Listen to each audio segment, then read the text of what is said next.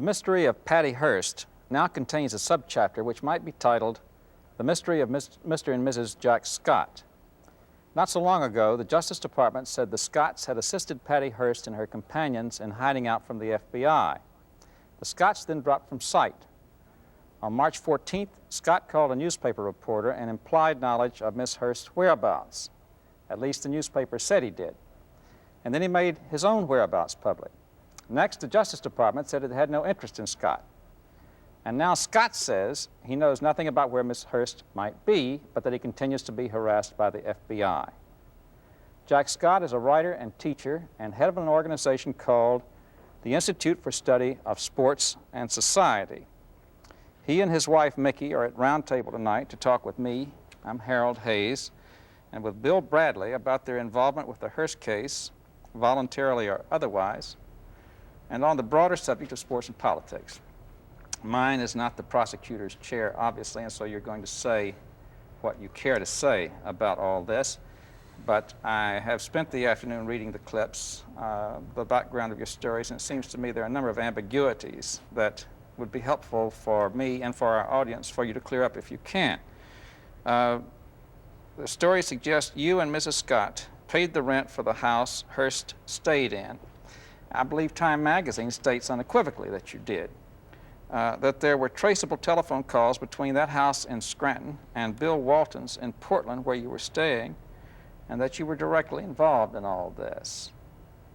What is your response to that, if I might ask? Well, with regard to any specific allegations made by the FBI, we can't really comment because we've taken a position, as we've tried to explain, one of total and absolute non-collaboration with the FBI. And to confirm or deny specific allegations that the FBI has made would be essentially to violate that position of non-collaboration, something which has become common knowledge, and so it's not really violating the position of non-collaboration. However, I don't understand that, Mr. Scott. What has become common knowledge? That's something I'd like to mention to you right now. Excuse me, sure. Please. Now, is that, and it shows the kind of spurious information that the FBI systematically leaked to the press, and that's that they have documentation of phone calls between a farmhouse in Pennsylvania and Bill Walton's residence in Oregon last fall. And Bill Walton did not move into his residence until January, and a phone was not installed there until that time. And so since there was no phone even in existence in Oregon at the time, the FBI claims they have records now between a farmhouse in Pennsylvania and Bill Walton's residence, there was no phone even installed in Bill Walton's residence for that to have been possible. So that's just one specific example that I can give you of the spurious information that the FBI has circulated about us without violating our position of non-collaboration. And your position is based on what you see to be your best legal interest, should this be pursued further? Well, it's not only a question of legal interest. We stated in our press conference when we surfaced in San Francisco that if we have somehow acted to avert bloodshed and killing, that is certainly not something that we apologize for. Now, the FBI and other police agencies of this country, their responsibility is to apprehend criminals, not execute them. In Los Angeles, 6 alleged members of the so-called SLA were executed without trial. The recent activities of the FBI in Alexandria, Virginia, where they smashed the young woman's door down and came in with their guns drawn, shows to us that the FBI is interested in provoking a shootout, not in an apprehension. And given the circumstances, given the total history of the FBI, I mean, on an almost daily basis in the press, we read about revelations about the FBI. I mean, we saw what they did. You know, they claim to justify their activities against the SLA, their violent activities because of the violence of that group. But then on the other extreme, we have a man like Dr. Martin Luther King, one of the most peaceful, nonviolent agents for social change this country is ever going to see, but the FBI did everything they possibly could to destroy him. Well, let's stay with your case to the degree that we are able to within the context of this discussion. You say you don't want to become involved with any collaboration with the FBI, yet a Mr. Charles Bates, who is head of the FBI's investigation of the Hearst case, indicates the Justice Department has no interest in you, or at least he did according to the New York Times on March 17th. So how are you in a position to feel that whatever you say might be with or without the collaboration of the FBI if the FBI and the Justice Department says they're not really pursuing you? Well, I think it'd be naive for any intelligent citizen in this country to take at face value anything an official of the FBI says. For the 5 weeks now that we were so-called underground, the FBI had over 300 agents looking for us. They went as far... Were you underground? We were out of the FBI view. We were in constant contact with many friends, and now both people we knew before we went underground and new friends that we made. We were in constant contact with attorneys. So the moment that we were required to by law, we were prepared to present ourselves. The reason we went underground was because we feared for our lives at the hands of the FBI. For 6 weeks, the FBI attempted to get us to talk with them. We exercised our constitutional right not to talk with the FBI. When we refused to talk with them, then they began to use tactics on us that just simply terrified us, coming up to us late at night on the street, putting their hands in their pockets so we could see their shoulder holsters and see that they were heavily armed. And now those kind of tactics led us to finally flee for our safety. Well, your father is under subpoena to appear before a grand jury in San Francisco. And Right. I believe when on Thursday, of course this is Thursday, so it would be during the day. Why would he be under subpoena and you wouldn't, particularly if the FBI is so heavy after you? The FBI came to my parents' home in Las Vegas. When they subpoenaed my father, they told him at that time they were not subpoenaing my mother because they knew that because of her health, to take action like that could possibly kill her. Now, after my father was subpoenaed, a few days later, they came back and subpoenaed my mother also, despite the FBI acknowledging to my father that to do so could possibly kill her. The FBI has acknowledged that the reason they were doing this to my parents was to harass, intimidate me and Mickey into talking with them. Since they How have they acknowledged that? They've acknowledged it to the press. Since then, since we have surfaced... They said that they did this to intimidate you in the press? Who said that from the FBI? Into making us resurface. But who said that in the FBI? Newspapers saying FBI sources have acknowledged that the subpoena has been served on Scott's mother to bring them out. Well, now that you're out, why haven't you been subpoenaed? Now, I think that's a question that would more appropriately be directed to the FBI. This is what we said at our press conference. We said, if we have done anything wrong, please indict us, let us have a trial so we can prove ourselves innocent. On the other hand, if you want to use, and the government in the country today is perverting the historic role of the grand jury is supposed to just hear evidence, and if people have committed criminal offenses, indict them. Instead, what is happening today is we're seeing the government try to use the grand jury system as an intelligence gathering network. Well, I don't see what the quid pro quo would be on the part of the Justice Department in issuing a statement that they have no case against you. I mean, I don't see why would they do that if, in fact, everything else you say is true, that they have announced that they were going to intimidate you by subpoenaing your parents and so on. Why would they say that they have no case against you? All I know is that, number one, they have dropped both subpoenas against my parents. Oh, they have dropped them? Right. Did not know Right, that. they have dropped them, and the FBI's harassment of now progressive people in this country is not something that's unheard of. The reason I mentioned Dr. Martin Luther King earlier is if they will use the tactics they did against such a dignified, responsible leader as him, there's no question that they would use those same kind of tactics against lesser-known people. Let me ask you about the statement which apparently was given at your press conference, and certainly this was the one that was reported in the Times on the 14th of March. Quote, "It is not by accident that no one has been harmed since last June, either by individuals in question or any unrelated parties." This is in reference to the Hearst situation. "You can get medals for killing people, but if you save lives, some people will call you a criminal." Now, the Times and others have said that this directly implies your knowledge of Ms. Hearst's whereabouts. Do you agree to that?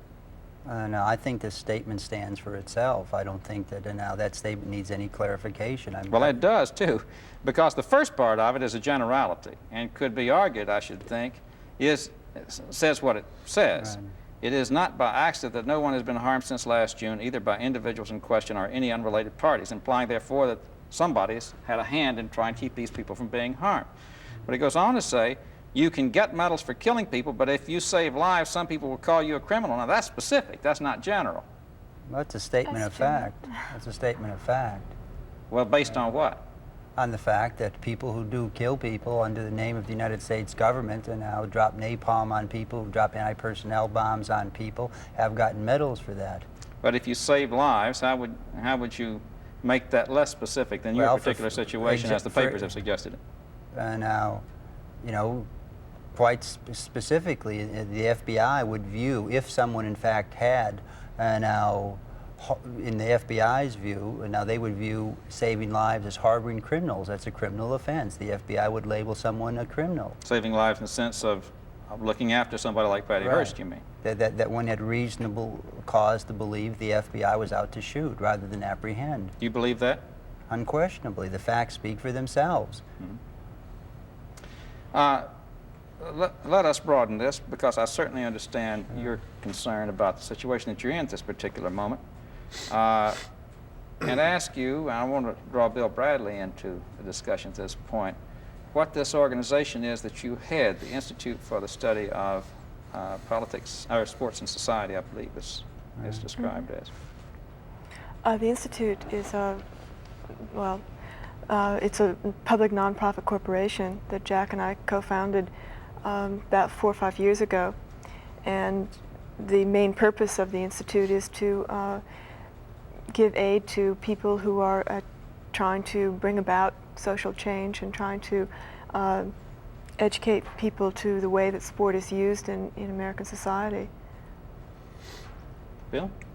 Well, could you name a few of the people that you have helped or that have come to the Institute, and what has transpired between you and them? Sure. A specific example of this would be in 1972, now two individuals who had been on every, now had participated in every Olympic Games since 1956, when they both won gold medals at those games. I'm referring to now Harold and Olga Conley, were trying to train for the 72 Olympics, but their financial situation was such, given the amateurism that exists in track and field and in the Olympic Games, that they couldn't afford to even go out and train because they had 5 children. They couldn't even get a babysitter that would allow them to train.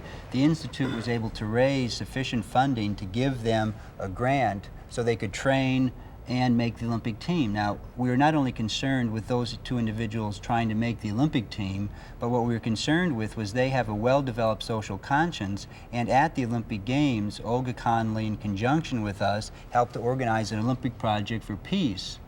And Olga turned out to also be the United States flag bearer at the 72 Olympic Games. So in terms of helping to now bring a social relevance to sport, and now in this society, this is a very specific example of an instance where the Institute has helped someone who's actively involved in sport today. Now, we've also been involved in working with individuals like Dave Megaseed, and now who, when he retired from professional football, wanted to write a book about his experiences in pro football, and Dave spent approximately a year at the Institute writing a book with us called Out of Their League.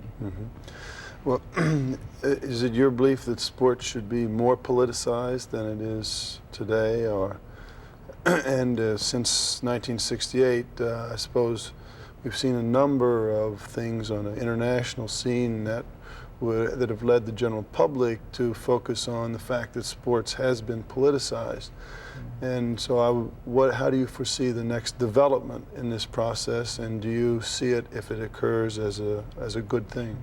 Well, Susan Sontag made a comment recently that propaganda is something that you disagree with. Sports have always been political, Bill, in my opinion. It's only when a politics that those individuals who control sport disagree with, when those politics are injected into sport, that then they begin to scream that all of a sudden politics have come into sport. When George Foreman paraded around the ring in Mexico City waving an American flag that had been surreptitiously stuck in his hand when he was just elated from having won a gold medal, no member of the United States Olympic Committee complained politics were being injected into sports. But yet earlier in those Olympic Games, when Tommy Smith stood on the victory stand in a very dignified way, bowed his head and stuck a clenched fist in the air while the United States national anthem was played, members of the United States Olympic Committee threw Tommy out of Olympic Games. These are all, both Foreman and Tommy Smith and a number of other incidents are the ones I referred to.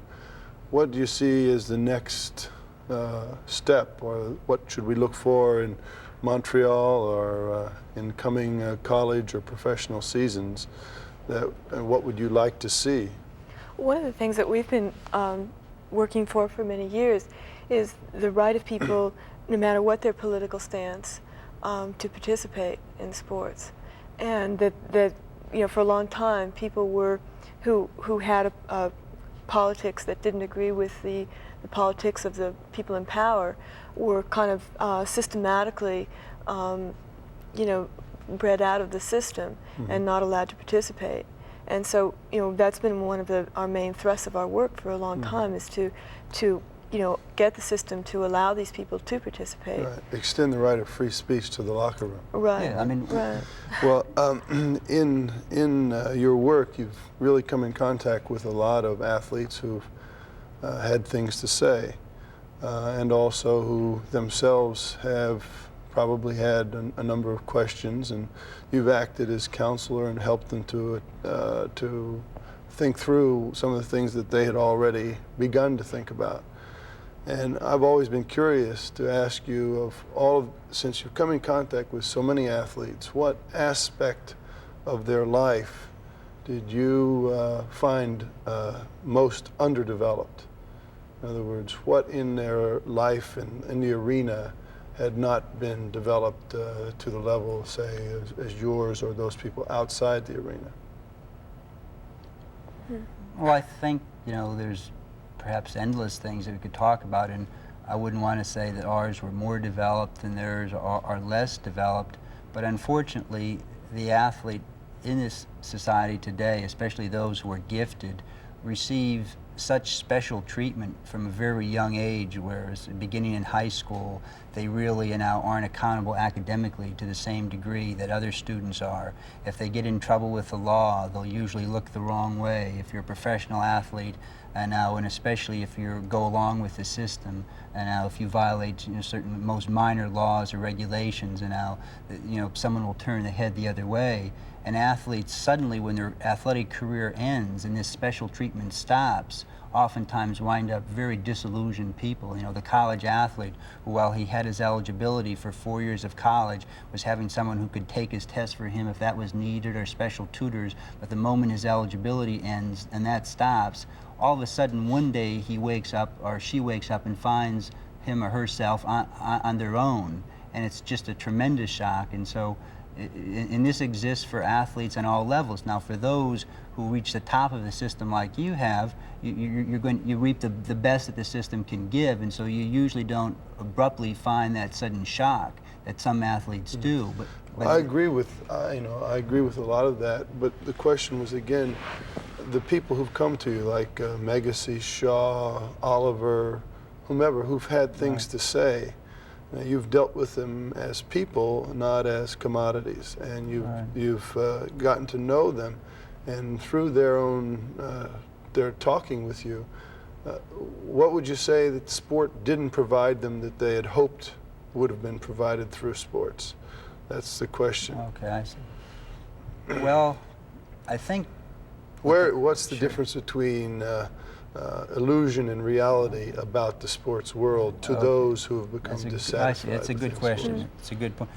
I think what the common thread in almost every athlete that we've worked with in the Institute has been a tremendous love for sports and sports participation. And what sport lacked, especially on the professional level for these people, and where a certain disillusionment set in, was that when they got to the pros, they found that many of their fellow competitors were more or less businessmen who happened to be earning their living playing professional athletics. That sort of original love and excitement and ecstasy that they had for sport, which was what brought them to that level of performance, all of a sudden guys were getting paid by their stats rather than the success of the total team. And so people began playing selfishly as individuals rather than as a team. And whether it be a Chip Oliver, a Dave Megacy, a Jim Bouton, or on down the line, the one thing that these people all had in common was a tremendous love for the intrinsic value that exists in sports. And to all of a sudden be put in an environment where many of the people they were having to work with did not share these values, they found a certain emptiness, and a disillusionment did set in. And so if sports on the professional level did not bring a certain fulfillment to them, that's what I think it was. That's the one thing that I saw in common Is that what your those institution is individuals. directed to? I mean, dealing with this particular kind of, or these various problems that you've cited? Exactly, trying to understand what the social forces are in this society that in fact can work destructively on sport. Well, but it's the follow-up question might be, how does a professional athlete regard his work as play when in fact it's work? I mean, is it possible, in your opinion, to be a professional athlete and still treat it as play and not work? Well, I don't think that work has to necessarily be drudgery. I mean, hopefully, at least one of the things that people who I would identify with would like to find and now create a society where our work is meaningful, where we get some real self-fulfillment from our work, and that there really doesn't have to be that rigid distinction, this is work and that's play, that those two things would emerge into fulfilling work. Well, this is in other words, you would like to see sports become kind of the vanguard of the future in that sense, meaning that work is play, and everyone should Or play is not treat work in the sense of the Puritan ideal of work. Yeah, that what Is you that do correct? with your life is important and meaningful, and that there's not a distinction between what you do with your life between 9 and 6, as a work, and then between, some other time as play. That whatever you're doing in your life is meaningful and is what you're doing. And we don't, however, believe that sport can really be a vanguard in introducing to this to this society. Sport is something that exists on the very foundation of the society, and sport is basically going to be a mirror of the society that it's a part of. Are you familiar with the book called Rip Off the Big Game? The Big Game? Yeah, it was one of the books that we helped produce through the Institute. Then you're familiar with the argument that he states that sports has become the legitimizing ideology of our capitalist economy and political life. Do you agree with that? Now, essentially, there's no question about that. I mean, all you have to do is look at who the men, and I consciously say men in this case, who own and control sport in this country, and you can see the legitimacy of the statements and claims that are made in Paul's book. I mean, it's not the athletes of America who own and control sports. It's the same class of people who own and control the country, are the people who buy up the best athletes and tell some of them to play in New York and some of them to play in Kansas City and others to play in whatever other city they can buy a franchise. You've said that sport reflects the problems of society as much as any other area of life. Do you think that it also reflects the strengths of the society? No question about it. And what would you term those strengths are? You mean as sport exists here today? Yeah, in other words, sport as a microcosm of society reflects racism, reflects class division, and so forth. The argument goes. What strengths does it reflect? I think at times it reflects the possibilities that do exist in very rare moments. Seeing a team, whether it be the New York Knicks now or the Boston Celtics, now people from heterogeneous backgrounds grew up entirely different ways, some people black, some people white, with totally different experiences. Seeing those people be able to come together and work for a common purpose in an unselfish manner is a beautiful thing. And so it shows the potential that does exist. But unfortunately, it usually exists for very, all too fleeting of a moment. Yes. Do you feel that's oversimplified? Yeah, no question about it. But now, unfortunately, we don't have hours to explore it here. But I think in sport we can get a glimpse occasionally of what is possible, the potential that we have. One of the things that I've often thought, though, the people who come to the Garden and see harmony on a court in very rare moments, often among themselves are in great dispute as to who brought that harmony about, how it was brought, and as soon as they leave the Garden, the harmony of the moment is past. So don't you feel it's a bit of idealizing to say that those moments are really possible in an imperfect world? Oh, no question. You just asked what are the strengths? And I said the strength is that it shows what is possible. It doesn't show the reality. That's not the reality. The reality is something entirely different, but it shows what is possible. I'm curious to know, Mr. and Mrs. Scott, in the brief minutes we have left, how you'd like to see the system change. That is, if those aspects of the society are negative to a large extent, as our sport reflected, what would you want to see it be? Well, I would like to see, just in terms of sport, I would like to see a situation created where there's much more participation and less the kind of people, playing and the masses of people watching that activity. More participants than spectators. Right, more participation. And now, this isn't to say that it's not, I mean, I love to sit and watch a great basketball game. I mean, it's really fun to do. But if that's, if that's the only thing that you do, that's your only participation in sports, then I think that you're really missing something by that. I think that if, part of more participation in sports is, a greater influence of the people actually participating in those sports over what that activity is going to be, a greater definition of that activity by the people actually participating in the sport, in the activity, than the people who simply are able to own a team because they have money and they have no other real connection with the activity other than the fact that they have some money and they've bought up some players. How would you foresee professional sports developing, and would you see community ownership of the teams paid for by taxpayers, and if so, what would that connote for players' salaries? I don't know, my experience with any human being that I've ever known is that if they're working in an environment that they get some real meaning from, of course they would work for less wages, and they just simply would be more cooperation all around. Now, when you live in a dog-eat-dog society, when you're considered a sucker if you don't get every buck you can from the system, of course you're going to have athletes with agents and multi-million-dollar contracts. But if you live in a more humane society where there's some caring among the people in that society, then athletes want a decent wage if that's how they're going to earn their living. But in terms of demands, ticket prices, and things like that, the conditions that exist today, it would be fundamentally different. Well, we certainly thank the both of you. Mrs. Scott, you're a writer also, I understand, along with Mr. Scott. Mr. Scott and Bill Bradley, who's become the sort of surrogate sports commentator for this show, for joining us tonight. That's it for Roundtable tonight. Good night. I'm Harold Hayes.